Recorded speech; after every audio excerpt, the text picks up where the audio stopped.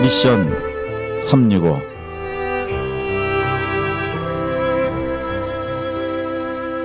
아기 예수께서 탄생하신 그 마을의 이름이 베들레헴입니다. 그러나 다시 그 베들레헴은 예수님의 소식으로 복음이 필요한 그런 지역입니다. 지금 오랜 시간 동안 남들이 들어갈 수 없는 곳에서 혼자 먼저 가셔서 지금 그 베들레헴에서 선교하시는 우리 강태현 선교사님 지금 전화로 연결했습니다. 강 선교사님 안녕하세요. 안녕하세요. 반갑습니다. 네, 선교사님. 거기 지금 베들레헴도 겨울이죠? 예, 좀 우기인데요. 네. 여기는 우리나라처럼 뭐 사계절 있는 것이 아니라 그 건기와 우 나눠지는 지금은 비가 오는 때예요. 근데 올해는 생각보다 이게 비가 많이 안 오고 요 근래는 날씨가 포근했는데 오늘 저녁에 갑자기 좀 추워졌습니다. 그러시군요. 자, 우리 강 선교사님은 아시는 분들은 다 많이 아시겠지만 또 우리 현장에서 선교하시는 우리 동역자님들 또 선교사님들에게 한번 좀 전화로라도 한번 인사를 좀 해주시죠. 안녕하세요. 베들레헴에서 우리 귀한 동역자 여러분들에게 새해 인사드립니다. 하나님의 나라를 위해서 참으로 수고들이 많으십니다. 올 한 해 주님 안에 건강하시고 먼저 하나님께서 가정에 또 사역에 복을 주셔서 하나님이 기뻐하시는 귀한 한 해가 되기를 베들레헴에서 인사와 함께 또 수고하시는 우리 동역자님들에게 감사의 인사를 전해드립니다. 네, 선교사님 거기 이스라엘이 우리의 한국이나 동양처럼 그 새해 양력 구정이나 신정 이런 거는 어떻게 거기 풍습을 지키나요? 여기는 유대인하고 이제 아랍 쪽하고 다른데요. 유대인들 원력을 써요. 그래서 그 로시 하샤나라고 해서 유대인들의 새해가 보통 한 9월 말 정도 되거든요. 그리고 아랍 사람들은 우리와 똑같이 신년 새해를 맞고 그렇게 사용을 합니다. 네. 자, 그러면 거기 형편에 이렇게 새해 되는 것도 거기서도 아주 큰 명절이죠? 그러면 여기도 새해 마지막 날 되면은 폭죽도 쌓아 올리고 차들이 경적도 울리고 그 새해를 좀 이게 왁작지껄 하죠. 네. 원래 아랍 동네가 좀 그런 것들이 좀 강한데요. 새해 되면은 베들레헴도 사람 사는 동네처럼 재래갑니다. 네. 자, 우리 이제 그 풍습도 말씀해 주셨고 그런데 우리 선교사님이 거기 베들레헴 참 우리 성경에 나오는 이름 베들레헴인데 예. 거기 들어가셔서 시작하신 그 선교사님의 사역 배경 좀 다시 한번 선교사님의 양력이나 배경 좀 우리 처음 들으시는 분들을 위해서 좀 소개를 해주시면 감사하겠습니다. 제가 여기 햇수로 23년째 사는데요. 제가 이런 질문 받을 때마다 다른 분들은 선교사로 헌신을 했고 소명을 받았다고 해서 처음 사역을 시작했는데 저는 지나고 보니까 하나님께서 저를 이곳에 선교사로 보내셨고 저를 훈련시켜서 지금도 마찬가지입니다. 선교사로 만들어가는 과정이라고 생각을 하고요. 사실은 저는 제가 여기 올 때 팔레타인도 잘 몰랐고 저 같은 사람이 어떻게 선교사로 이 일들을 감당할 것일까 꿈도 못 꿨었어요. 근데 하나님께서 저를 이곳으로 모르셨고 결국은 저로 하여금 이 팔레타인 베들레헴 선교사로 이 땅에서 살게 하셨는데요. 저는 제가 86년 7년도에 제가 호주로 유학을 갔다가 물론 제가 이제 신학교를 다니다가 군대를 갔고 또 제대를 한 후에 다시 일반 대학을 제가 갔었거든요. 그랬다가 87년도에 호주로 유학을 갔는데 호주 유학 생활하면서 제가 많은 걸 깨달았습니다. 그래서 호주에서 제가 하나님께 유학 생활 중에 두 손을 들고 하나님께 항복을 하고 다시 한국에 돌아가서 제가 하나님의 일을 하겠습니다. 그리고 농촌에 가서 목회를 하겠습니다라고 다시 하나님께 소원을 하고 농촌 목회를 하기 위해서는 제가 좀 준비를 해야 되겠다라는 생각을 해서 제가 키부츠 이스라엘로 가서 좀 배우고 또 농촌 목회를 준비해야 되겠다라고 생각을 한 것이 결국은 제가 89년도에 가방 하나 메고 이스라엘 키부츠 왔다가 90년 5월 1일 날 이곳에 선교사로 다시 파송을 받아서 오게 됐는데 그때만 해도 이 팔레탄 선교에 대한 것이 없었어요. 팔레탄이 자치정부도 아니었었고 이스라엘 내에 있었기 때문에 제가 처음 파송 갔을 때는 이스라엘 선교사로 파송을 받았었거든요. 그랬다가 94년도 오슬로 협정에 의해서 팔레탄 자치정부가 들어서면서 제가 팔레탄 선교사로 이제 명칭을 바꿨죠. 지금 생각하면은 정말로 하나님께서 이 아무도 관심 갖지 않는 이 팔레스타인 아직도 우리 많은 분들이 팔레스타인에 대한 오해들이 많이 있습니다. 구약 성경에 나오는 그 블레셋의 후손이라고 생각을 하고 있고 그래서 지금도 구약 시대 때 이스라엘과 블레셋의 그런 관계 속에서 현대 이스라엘과 이 팔레스타인의 관계를 보고 있거든요. 그러다 보니까 좀 아쉽지만 이분법적인 사고로 이 땅을 좀 보거든요. 그래서 이스라엘은 선이고 하나님의 백성이고 택한 하나님의 그 성지고 그런 관점에서 이스라엘을 보고 있고 최근에 이제 한국에서도 이스라엘에 대한 그 예루살렘 신드롬이 있을 정도로 이곳에 대한 그런 관심들이 많은데 반면에 이 팔레스타인에 대해서는 좀 부정적인 인식이 있어요. 아까도 말씀드렸지만 구약시대 때 블레셋 후손이라고는 잘못된 사고로 지금의 이 팔레스타인들은 구약의 그 블레셋 후손하고는 전혀 상관이 없는 이름만 영어의 필리스틴에서 블레셋을 쓰는 것이기 때문에 전혀 다름에도 불구하고 우리들의 가지고 있는 편견과 잘못된 인식이 이 팔레스타인들을 바로 알지 못하게 하는.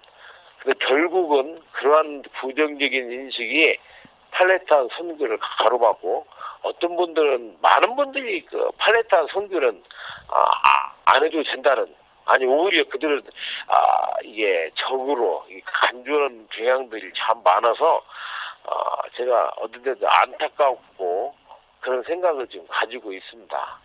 어쨌든 간에 하나님께서 부족한 저를 이 참 선교의 마지막 땅끝이라고는 이곳에 부르셔서 저로 하여금 지금까지 이 땅에 살면서 선교사의 이름으로 살게 한 것이 그저 하나님의 은혜고 그냥 감사한 것밖에 없습니다. 네.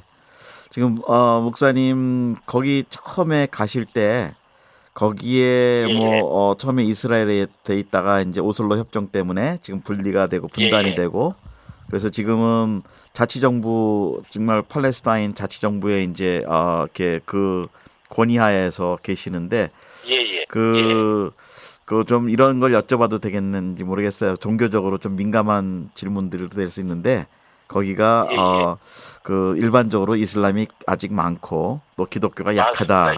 예, 그렇게 지금 알고 있는데 그런 걸 좀 이렇게 전화로 말씀해 주실 수 있나요? 괜찮은가요? 뭐 그건 뭐 통계적으로 나온 거니까요. 네.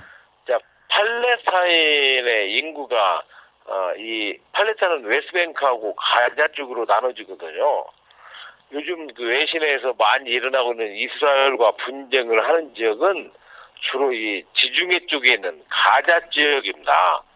이 가자 지역은 하마스 정부가 이 관리를 하고 있고, 저희가 있는 이 베들레헴 쪽은 서안 지구라고 해서 파타 정부가 관리를 하고 있습니다. 그리고 현재 팔레타인은 두 개의 정부로 나눠져 있다고 보고 있고요.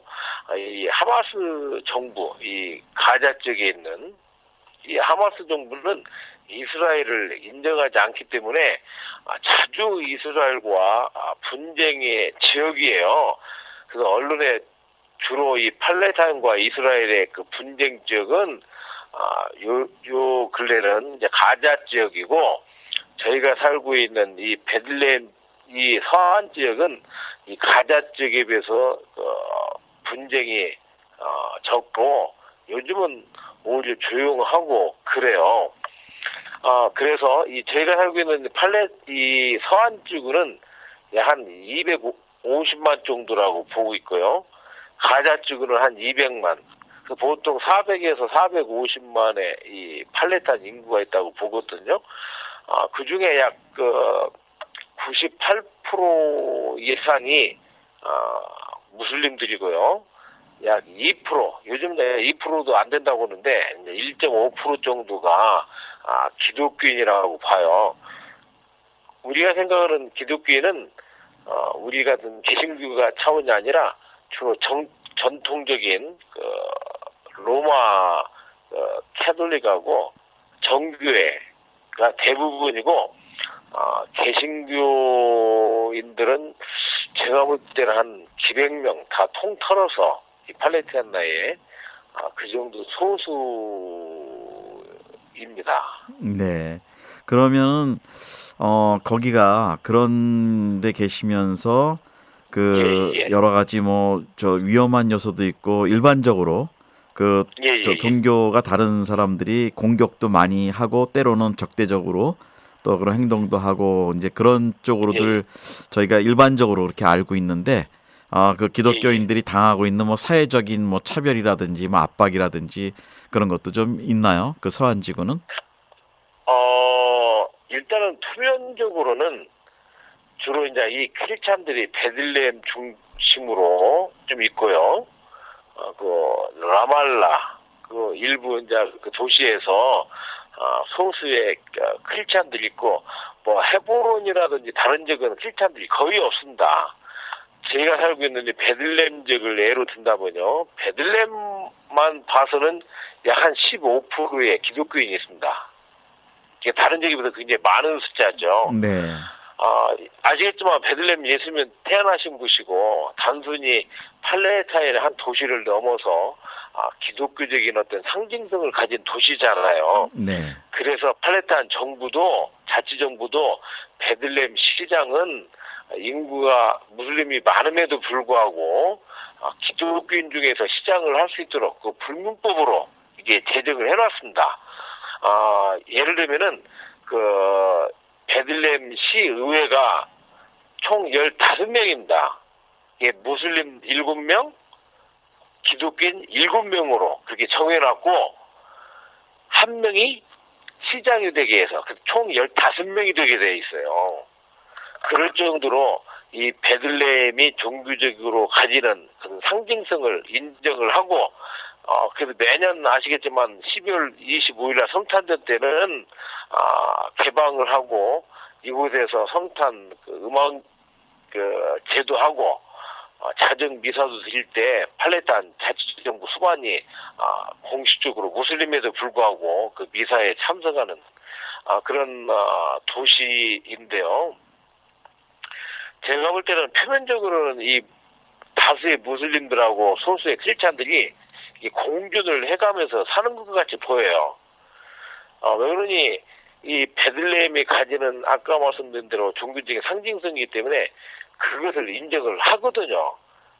네. 그러면서 또 이 베들레헴에 오는 수많은 성지 순례객들, 1년에 그렇게 많이 오는 순례객들을 상대로 베들레헴은 이게 먹고 사는 동네니까 실제적으로 무슬림들도 자기의 종교는 다르지만 오늘 순례객을 통해서 자기들이 이 먹고 사는 문제가 달렸기 때문에 표면적으로는 기독교를 인정을 하고 이렇게 같이 공존해가는 모습들이 있어요. 그렇지만 가끔가다 이게 종교적으로 첨예하게 대립될 때는 그런 크리스찬들이 소수이기 때문에 당하는 불리함이 있는 건 사실이지만 제가 볼 때는 베들레헴에서는 그런 것들이 좀 약해요. 그럼에도 불구하고 전체적으로 팔레타인 내에서 봤을 때에 이 소수의 크리스찬들의 입장을 좀 말씀을 좀 드리고 싶어요. 이스라엘의 입장에서 봤을 때는 이 팔레타인 무슬림이나 크리스찬 모두가 똑같은 팔레타인으로 그냥 한 통속에서 이해가 되거든요. 그렇지만 팔레타인 내에서는 이 팔레타인 무슬림들과 팔레타인 기독교인들은 물과 기름과 같은 관계라고 보시면 됩니다. 이들의 사고 방식도 다르고 살아가는 방식도 전혀 달라요. 민족은 팔레타인이지만 이 살아가는 모습들과 이 사고와 행동과 여러 가지 것들이 전혀 일리적이라는 것을 좀 아셔야 됩니다. 쉽게 말씀드린다면 이 팔레타인들은 이 삶이 중상층의 삶을 살고 자녀 교육이라든지 자기들의 삶에 대해서 굉장히 이게 나은 삶을 추구하기를 원해요. 그래서 이 지금까지 많은 전쟁과 특히나 그 2차 인티파다 때에 2000년도에 시작했었죠. 3년 동안 했던 2차 인티파다 때에 이 베들레헴에 있던 많은 크리스찬들이 떠났습니다. 왜 그러니 2차 인티파다 때 가장 많은 피해를 보았던 지역이 이 베들레헴 지역이었거든요. 베들레헴은 예루살렘과 가장 가까운 지역이기 때문에 서로 총격전과 함께 나중에는 이스라엘 탱크가 들어오고 굉장히 어려웠거든요. 그때에 이곳에 살던 많은 팔레타인 크리스찬들이 해외로 많이 떠났어요. 왜 자녀 교육 문제도 그렇지 사는 문제도 그렇고 힘드니까 더 나은 삶을 위해서 떠난 반면에 이 팔레타인 무슬림들은 떠나지를 않습니다. 그들은 아무리 어렵고 힘들어도 여기에서 그냥 살아요.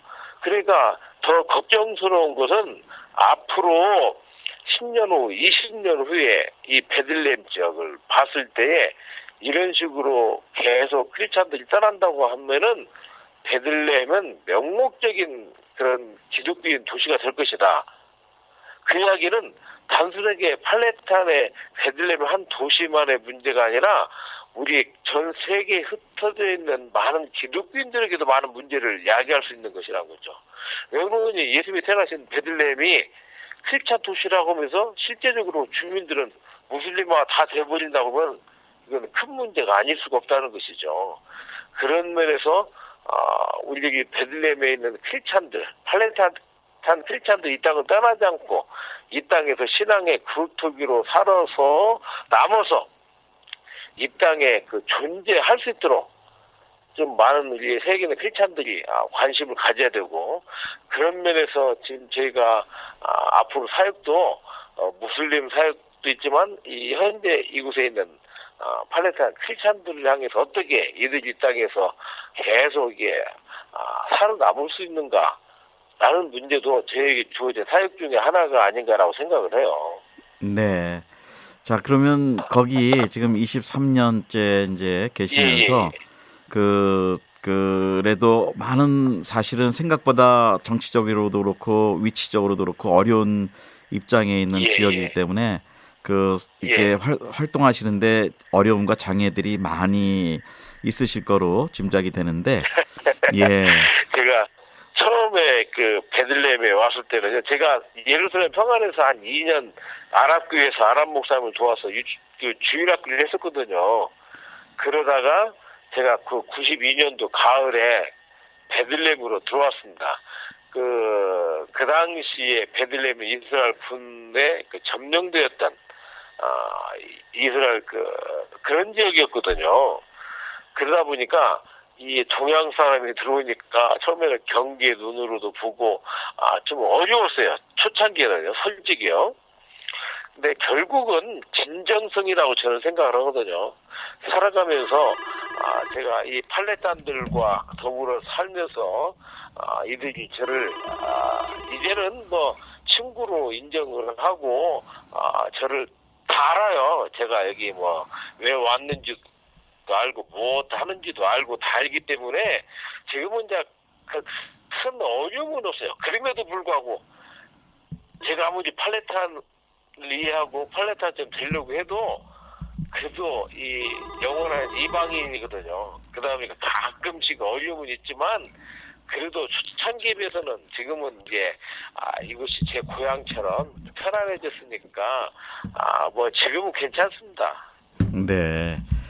지금 그런데 그 뭐 사실은 제가 그때 말씀 잠깐 듣은 예. 적이 기억이 나는데 그 뭐 전쟁인가 내전 중에도 거기 계시면서 예. 저 총알이 바깥에 왔다 갔다 할 때도 예, 그 저희 견디고 집에도 계셨다고. 총알이 그 거실로 들어오고 그랬었죠. 네. 네. 근데 그 당시도 그렇고 지금도 그렇고 우리 그 한인 선교사님들이 거기 그 좀 들어가 계시나요? 재작년에 그 여기 선교사님 그 두 가정이 들어와서 그리고 작년 말에 한 가정에서 현재 지금 베들레헴에 이건 뭐 다 아는 사실들이니까 지금 네 가정이 들어와서 예. 있습니다. 네. 400% 증가한 거죠. 네, 네 가정인데 400%. 아이고, 하여튼, 네. 우선 좀, 그런 일들 또 선교 말씀해 예. 주셨고, 그게, 예. 그런데 그렇게 어려운 지역인데, 그, 앞으로 선교적 가능성, 그리고 그렇게 예. 어렵고 힘드시지만, 정말, 이렇게 개종하는 것도 어렵고 그런 지역이지만, 그래도, 선교사님이 보시는 그 가능성이나 어떤 미래가 있으실 것 같아요. 그러면 다시 한번 말씀드리면 베들레헴은 다윗의 고향이거든요. 그 예수님이 태어나신 곳이고 네. 결국은 이제 이 부분에서 이제 복음의 땅 뜻이 어디냐에 대해서는 이제 많은 이제 디베이트가 있지만요. 뭐 제가 볼 때는 복음이 시작됐던 이곳이 역설적으로 복음의 땅 뜻이라고 저는 생각을 합니다. 그런 면에서 이 땅은 복음으로 다시 새로워져야 될 땅이라고 저는 믿습니다. 그래서 단지 홀리랜드라는 그런 개념이 아니라 바이블랜드이면서도 이곳은 선교지라는 것이에요. 제가 좀 안타깝게 생각하는 것 중에 하나가 많은 성도님들이 이 땅에 대해서 선교적으로 관심들을 갖지 않습니다. 이스라엘 쪽은 그래도 선교사람들이 많이 파송을 하고 관심들을 많은데 이 팔레스타인 쪽은 선교지라고 생각하는 분들이 거의 없어요. 그것도 선교를 해야 되는 선교지라고 생각을 않기 때문에 사실은 마음이 있어야 그곳이 선교지고 우리가 복음을 가지고 가야 될 곳이라고 생각을 해야 선교 마음도 생기고 이렇게 하는데 아예 팔레스타인 쪽은 이 선교지라 생각을 하지 않습니다. 단순히 네. 베들레헴 예수님 태어나신 곳이니까 성지순례 가는 곳이지 선교지라고 생각을 안 해요. 네네. 그것이 앞으로 팔레스타인 선교에서 가장 큰 넘어야 될 산인데요. 그럼에도 불구하고 저는 하나님께서 결코 이 땅을 버리지 않으셨다고 생각을 합니다. 네. 아니 오히려 하나님께서 이 땅을 사랑하신다고 저는 믿습니다. 그래서 이 마지막 때에 우리 한국교를 통하여 역사를 이루시고 그래서 저같이 부족한 것을 이곳에 보내주셔서 마지막 땅끝 선교를 위한 교두보를 하나님께서 만들어 가신다고 저는 믿고 있습니다. 네. 다시 한번 말씀드리지만 이 땅의 선교는 우리가 할 수 있는 영역들이 저는 거의 없습니다. 절대 주권자이신 하나님의 능력 안에서 하나님이 이루어가시는 것들을 제가 바라보고 나가는 것이 저는 이곳 선교라고 생각하는데요. 그런 면에서 하나님께서 이 땅을 향해서 이 팔레스타인들 세상적으로 정치적으로는 팔레스타인들에 대해서 부정적인 인식이 있지만 그들을 위해서도 예수님께서 이 땅에 오셨고 예수님께서 팔레스타인들을 사랑하신다는 것이죠. 그런 면에서 이 마지막 때에 정말 하나님이 사랑하시는 이 팔레스타인들을 위해서 한국교회가 해될 일이 저는 많다고 보고요. 이 땅은 성도적으로 저는 가능성이 있다고 생각합니다. 특별히 이 베들레헴은 그래도 하나님께서 이 믿음의 그루터기를 남겨놨고, 제가 아는 친구 중에 한 분이 그런 이야기를 해요. 자기 그 조상들이 그 예수님 태어났을 때 집에서 양식은 목자들이었다고, 그래서 자기들이 그 후손이라고, 목동의 후손들이라고 이야기를 하는데, 그 성경에 보면은 오순절 성령 사건 났을 때 각국에서 다녀왔지만 이곳에도 현진도 있었지 않았습니까? 그때 이후로 이 땅에 살아왔던 초대교회 그런 성도들의 자기들도 그 후손이라고 그런 이야기를 하거든요. 어쨌든 간에 이곳의 그 역사를 봤을 때 많은 어려움 가운데 있어서도 이 땅의 신앙을 지켜온 그 현진 기독교인들이 있다는 것이죠. 주로 이제 그들이 지금 이 땅에 남아있는 팔레타인 크리스찬들입니다. 그런 면에서 그를 통해서 하나님께서 이 땅에 크리스찬의 역사를 계속 유지를 시켜왔었고, 이제 이 마지막 때에 이곳이 다시 복음으로 새롭게 되는 역사를 하나님께서 위해서 그루터기도 남겨놨고, 소수지만은 작지만은 교회가 있고, 그리고 이 베들레헴은 특히나 예수님 태어나신 탄생지이기 때문에 기독교에 대해서 굉장히 좀 다른 지역에 비해서는 그래도 우호적입니다. 그런 면에서 이 중동 쪽에서 전체적으로 봤을 때 기독교에 대해서 그래도 좀 우호적인 곳은 이 베들레헴이지 않느냐고 생각합니다.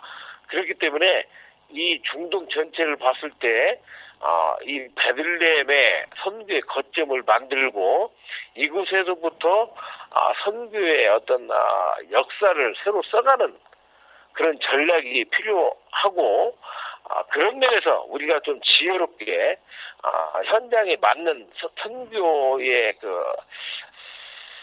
지혜가 있다고 한다면, 저는 갈수록 어려워지는 이 이슬람 중동 선교에 가능성이 있고, 그 가능성은 바로 이 베들레헴부터 시작되지 않겠느냐, 저는 그렇게 생각을 하고 있고, 또 그렇게 하나님께서 역사하고 계신다고 저는 믿고 있습니다. 네. 지금 거기 계시면서 또 이렇게 지금 이제 계신 지역의 이름이 제가 듣기에는 계신 곳이 보아스의 뜰이라는 곳에 지금 센터를 세우고 계시다고 제가 들었습니다. 예, 지금 이제 그 미래를 말씀하시면서 중동 선교의 거점을 거기다가 하는 게 오히려 낫겠다라고 말씀을 해주셨는데, 지금 이제 짓고 계시는 센터에 대한 비전과 또 계획도 좀 말씀해 주시고, 현재 진행 상황 또 그런 여러 가지 필요 이런 것도 좀 한번 설명을 해주시면 감사하겠습니다. 제가 이 베들레헴에 들어서 살면서요, 저는 처음에 말씀드렸지만 제가 선교사로 자격이 있어서 온 것도 아니고 선교 소명이 있어서 온 것도 아니고, 지나고 보니까 하나님께서 저를 이곳에 보내셔서 선교사로 살게 하셨는데요. 제가 유치원을 하면서 이게서 사역을 하면서 느낀 것이, 하나님 왜 저를 이곳에 보내셨습니까? 라는 질문을 하고 했을 때 제 마음속에 그게 있었습니다. 제가 이곳에 팔레타 선교사로 이 베들레헴에 살면서 저만의 사역이 아니라, 아까도 말씀드렸지만 이곳이 복음의 마지막 땅끝이고, 그 땅끝 선교를 위해서 하나님께서 저는 우리 한국교를 택하셨다고 저는 확신하고 믿고 있습니다. 단지 우리 한국이 지금 세계 10위 경제 대국이 되어서 경제적으로 세계에 우뚝 서려고 그것이 아니라, 이 마지막에 영적으로 우뚝 서는 정말 하나님의 마지막 명령을 준행하는, 그래서 이 땅끝 선교를 위해서 쓰임받는 우리 한국교회가 되어야만 된다고 저는 생각을 했고, 그렇다면은 우리가 이 마지막 땅끝 선교를 어떻게 이룰 것이냐라는 것이죠. 아시겠지만 이 중동 선교라는 것이 이 이스라엘과 이 팔레타인, 이제 선교가 열정만 갖고 되는 건 아니거든요. 꾸준히 인내를 가지고 지속적으로 현장에 맞는 선교를 해야 되는데, 그러기 위해서는 이런 장기적인 선교를 어떻게 보면 예수님 오시는 날까지 계속 해야 될 선교라고 한다고 하면은 현장 선교를 위한 교두부가 필요하다고 생각을 했어요. 그래서 제가 십수년 전부터 이 베들레헴의 선교센터를 위한 대지를 구입하고 그 위에다가 선교의 교두부를 위한 건물이 필요하다라는 생각을 하고 기도를 했거든요.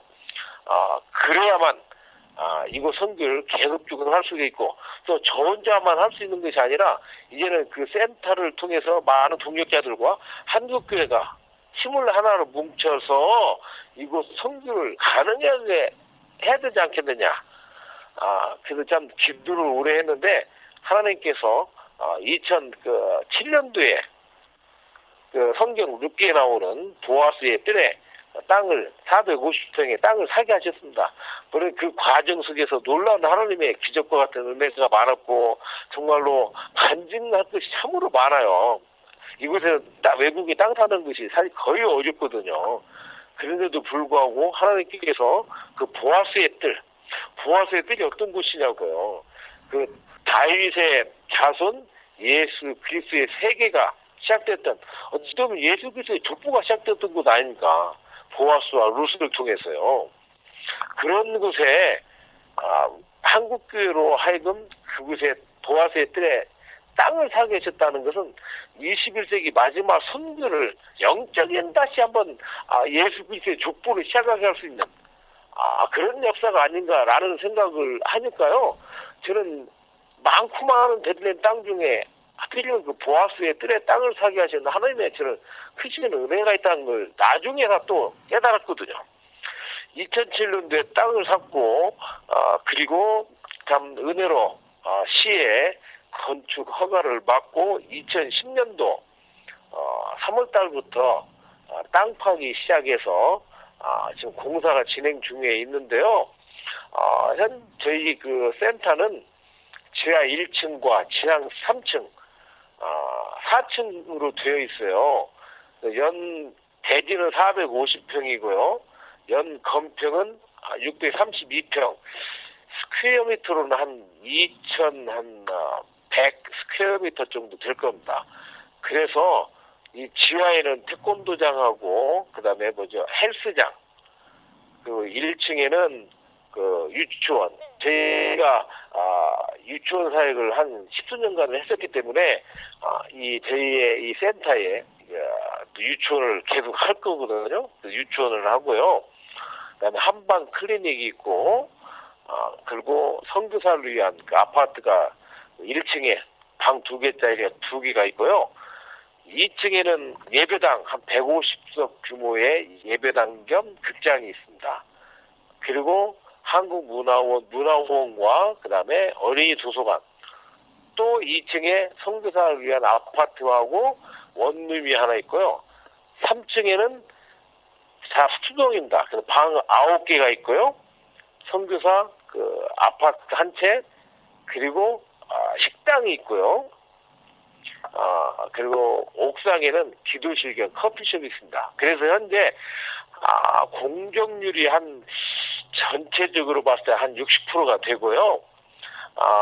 지금 저희가 그 2층에 예배당에 바닥하고 이 창문하고 이 미장을 다 해서 지금 현재 남은 건 페인트 칠하고 천장만 그 공사가 남아 있습니다. 그래서 작년 그 12월 달에 저희가 감격적으로 아직 다 공사가 완전하진 않지만 예배 드릴 수 있어서 제가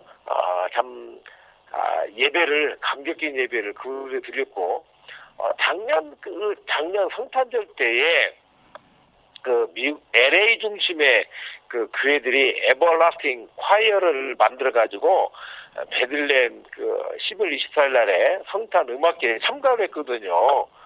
그래서 많이 그 호응을 받고 한복을 입고 한국도 알리고 해서 참 좋았는데 그분들도 와서 저희 센터에서 같이 성탄 예배도 드리고 이런 감격적인 정말로 한국교회가 산 땅에서 한국교회 이름으로 세워진 참 이 중동에서 이 놀라운 역사 아닙니까?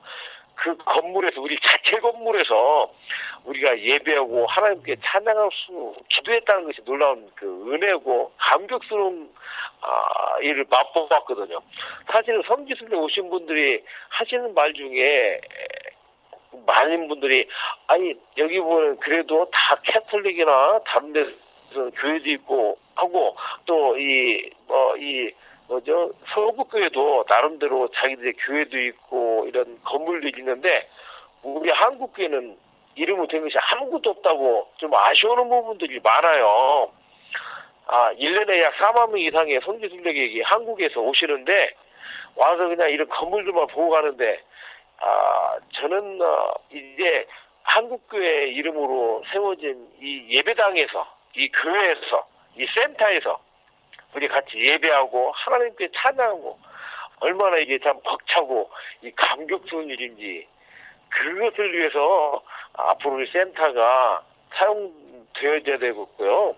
그래서 3층에다가 저희가 숙소를 만든 이유가 단순히 성지순례가 아니라 이곳에 와서 예배하고 찬양하고 이 땅을 선교지로 바라보고 한국교회가 다시 한번 이 마지막 시대의 사명을 깨닫고 서로 좀 일어나는 그런 역사가 있었으면 좋겠다라는 생각을 하고 있고요. 어쨌든 간에 감사하게 또 이 옥상에 저희가 기도실을 만들었는데요. 3면이 전체가 유리로 돼 있어요.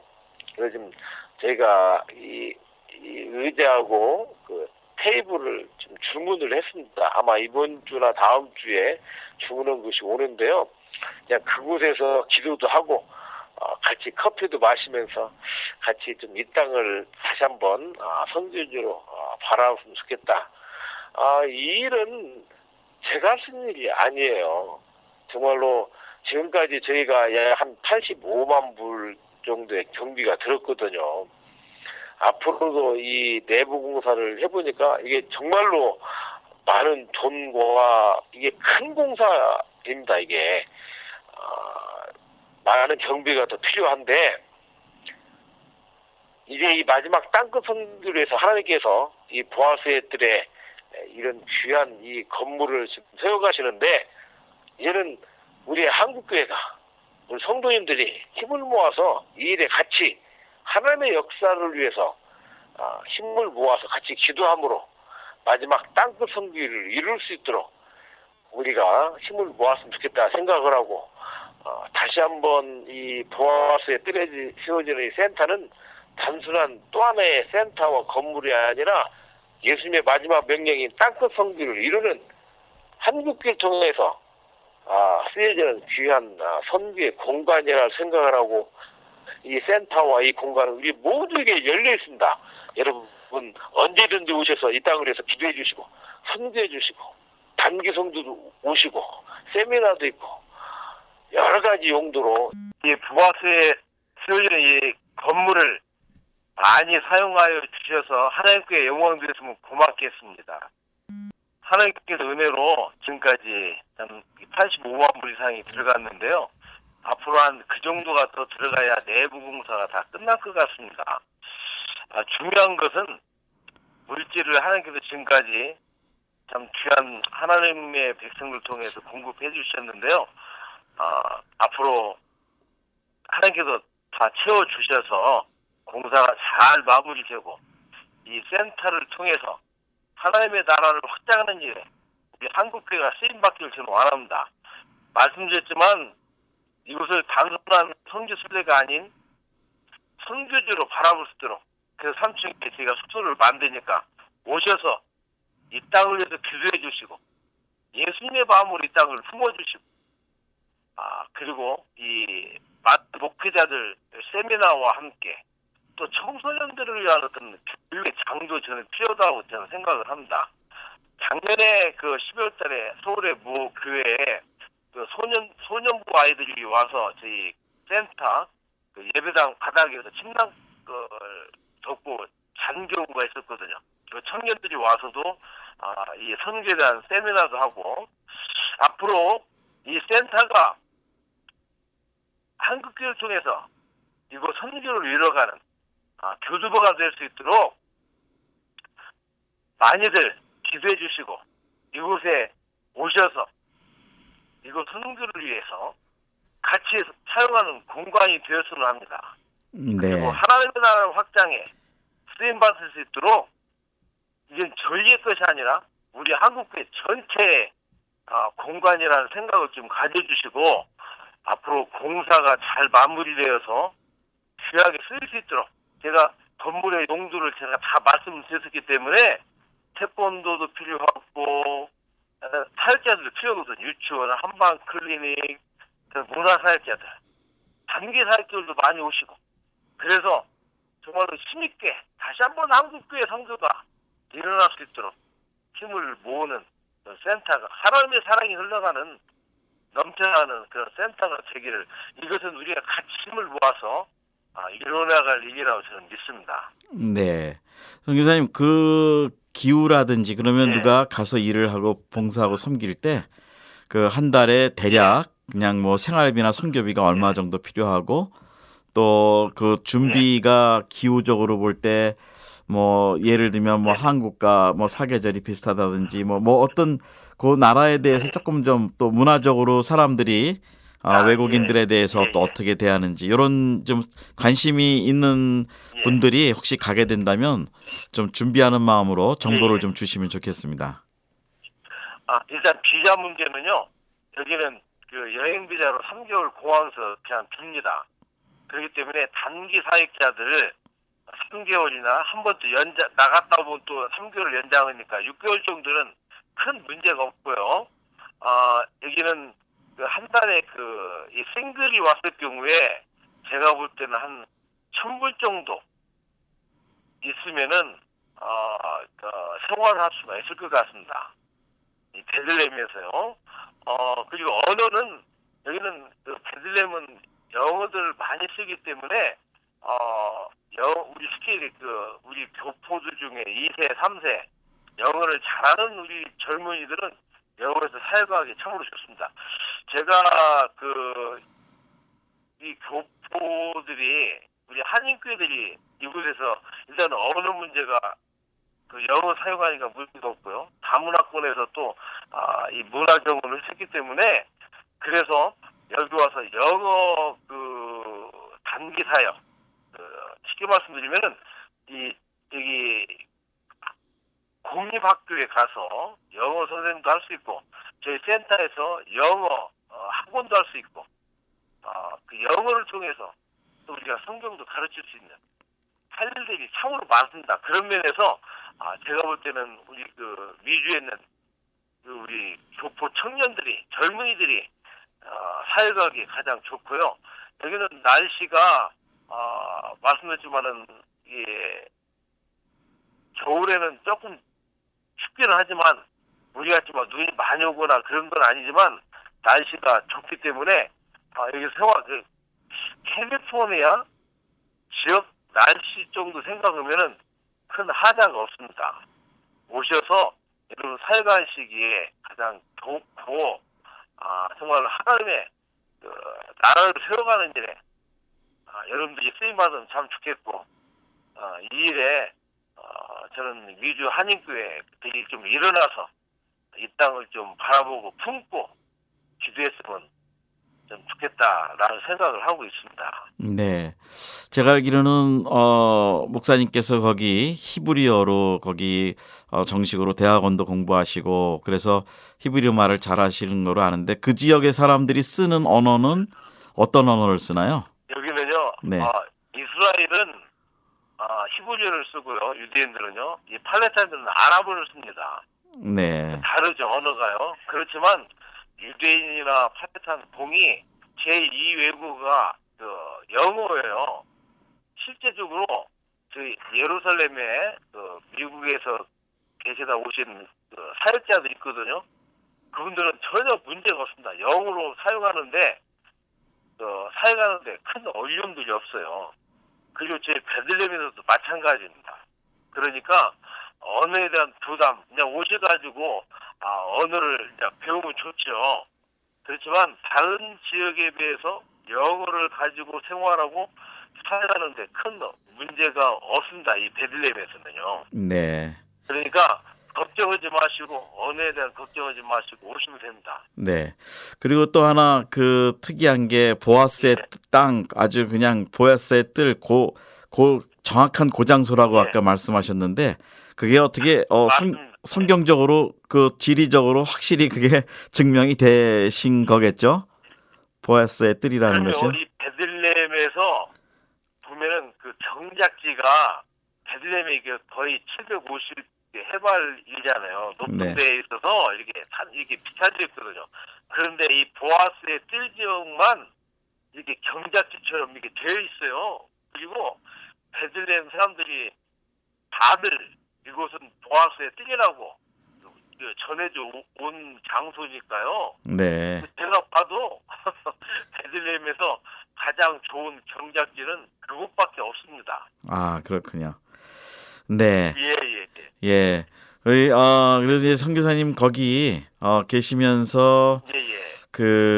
그동안 23년 계시면서 이제 견디시고 또 비전을 갖고 나오시면서 이제 센터를 지금 이제 하시면서 종합적으로 이제 그 커뮤니티와 연결이 돼서 하시는데 아까 자세하게 그 건물의 용도와 이제 그동안 공사비 이게 말씀을 해주셨는데 이제 앞으로 예. 이제 좀 더 여유 있게 모든 걸 마친다면 예산이 얼마가 더 필요하고 또 공사 기간이 어느 정도고 또 그런 것도 좀 구체적으로 말씀해 주시면 우리가 기도 제목으로 이 방송을 함께 들으시는 성도님들이 같이 기도할 것 같습니다. 이제는 이제 이게 제 일이 아니라 우리 모두 일이라고 해서 이제 말씀을 좀 드리겠습니다. 현재 지금 3층 숙소동 수도관하고 전기 배선 공사를 하고 있고요. 앞서 말씀하신 한 85만 불이 들어갔는데 공사비로는 제가 볼 때는 앞으로 한 6, 70만 불이 들어갈 것 같고요. 그냥 순수한 공사비로요. 그리고 센터에 들어가는 여러 가지 시설들 쉽게 말씀드린다면은 그 숙소동에도 침대라든가 의자, 예배당 의자, 그다음에 그 에어컨, 부엌, 식당, 유치원 여러 가지 시설들로 제가 볼 때는 한 30만 불 들어가지 않겠느냐 생각을 해요. 네. 그런 면에서 토탈 앞으로 센터 그 공사 빼고 공사와 함께 그 시설비까지 한다고 하면은 한 90만 불 이상 정도 들어갈 거라고 저는 생각을 합니다. 물론 이게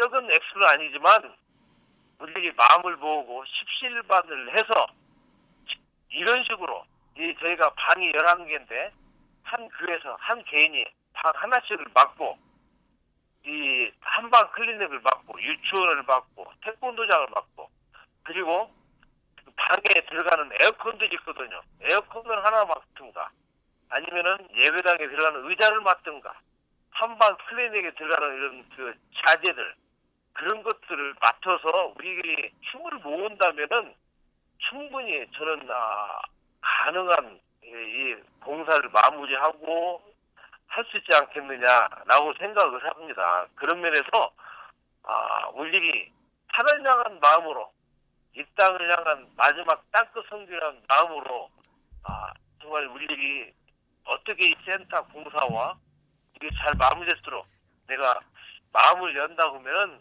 충분히 이 센터 공사를 마무리할 수 있고 이 마무리된 이 센터에서 정말로 큰 하나님의 나라와 역사를 위해서 우리 한국교회가 큰 일을 할 수 있으라 저는 믿고 있고요. 먼저는 기도해 주시고 이제 저는 지금 벌써 4년째 공사를 하다 보니까 저도 인간이다 보니까 지쳐요.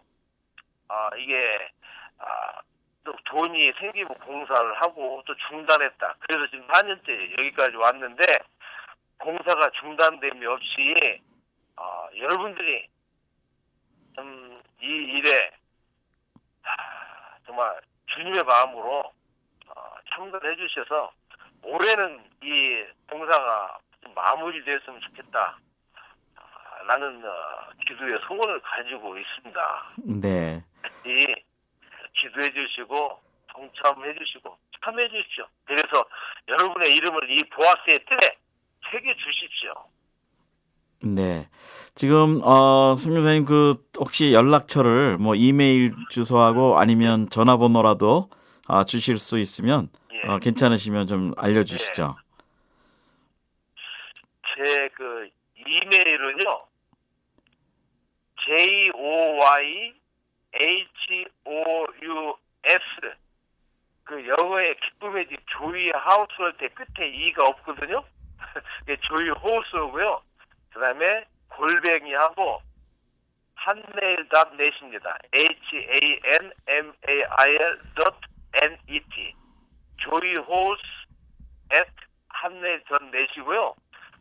제 그 인터넷 전화가 있어요.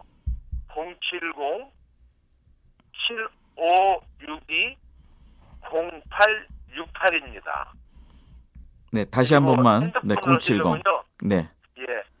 070-7562-0868 이게 이제 제 인터넷 전화고요. 핸드폰은요. 그 972가 국가번호니까요. 972 그다음에 545 683 176입니다. 예, 국가번호 972에 545에 683에 176입니다. 네. 자, 이제 이 방송을 지금 듣고 계시는 우리 선교사님들은 같이 기도해 주실 것이고 또 성도님들은 정말 말씀하신 대로 십시일반으로 이 보아스의 뜰에 우리 중동 지역과 이 팔레스타인 아랍권을 향한 그 선교의 전초 기저가 세워지도록 좀 같이 동참해 주시면 참 감사하겠고요. 또 방문도 많이 좀 해주셔서 관광지 뭐 그 성지순례라는 데만 가지 마시고 가셔서 이 보아스의 뜰에 가셔서 선교센터를 위해서 기도도 해주시고 또 헌금도 해주시고 또 노력으로도 뭐 봉사도 좀 해주시고 하면 단기 선교로도 가면 예 좋을 것 같습니다.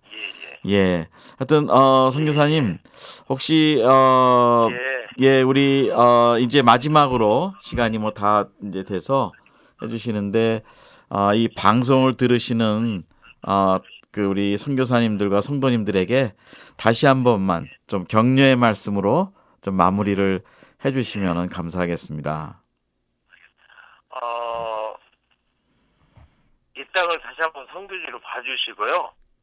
지금까지는 저 혼자 이 팔레탄 이곳에서 우리 맨 땅에 해병했다고는 했지만 이제는 같이 협력해서 선을 이루는 선교를 이루었으면 좋겠습니다.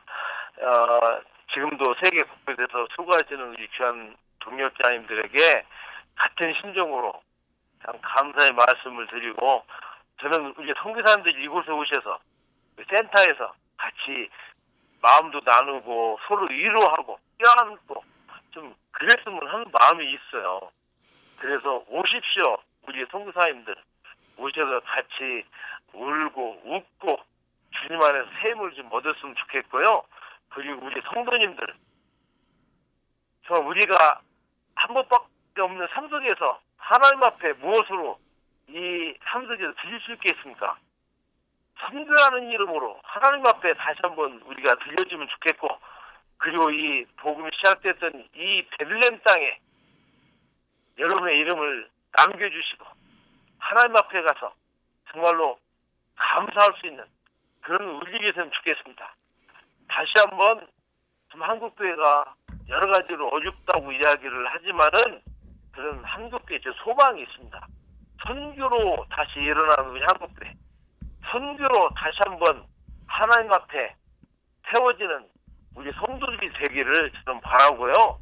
여러분 이 귀한 일에 우리가 하나님 앞에 쓰임받는 귀한 성도들이 되기를 바라고 또 오랜 시간 이 귀한 또 이 방송을 들어주셔서 감사하고 앞으로도 계속 이 일을 위해서 기도해 주시고 마음을 모아주시고 우리가 하나가 되었으면 하는 그런 마음으로 여러분들에게 인사를 다시 한번 드립니다.